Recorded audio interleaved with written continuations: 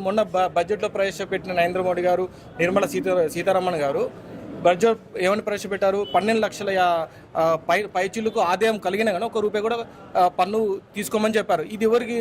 టీచర్లు కూడా ఇది వర్తిస్తుంది. దాదాపు టీచర్లు 30,000 నుంచి దాదాపు 1,50,000 తీసుకునే ప్రిన్సిపల్ వరకు వాళ్ళు జీతాలు తీసుకుంటారు. వాళ్ళకి అంత వెసులుబాటు, ఇంత మంచి అవకాశం రేపు పొద్దున ఎవరికి వస్తుంది? కాబట్టి మధ్యతరగతి దానిపై ఉన్నత స్థాయి వర్గాలకి మంచి చేస్తున్న ప్రభుత్వము భారతీయ జనతా పార్టీ ప్రభుత్వము.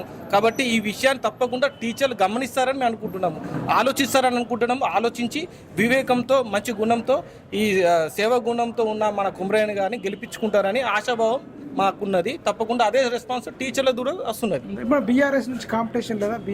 బీఆర్ఎస్ అసలు వాస్తవానికి బీఆర్ఎస్ పార్టీ నాయకులు కూడా ప్రచారంలో ఇక్కడ తిరుగుతలేరు.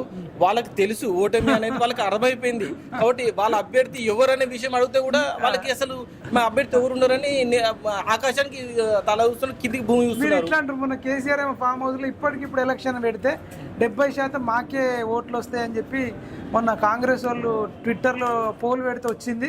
ఇక నెక్స్ట్ అన్ని సీట్లన్నీ మనమే గెలుస్తామని చెప్పి ఆయన దేశంలో చక్రం తిప్పుతా అని చెప్పిన కేసీఆర్ రాష్ట్రంలో తిప్పలేకపోయిండు. ఇప్పుడు ఫామ్ హౌస్ లో జ్యోతిషాలు చెప్తే తెలంగాణ ప్రజలు వినడానికి ఎవరు సిద్ధంగా లేరు.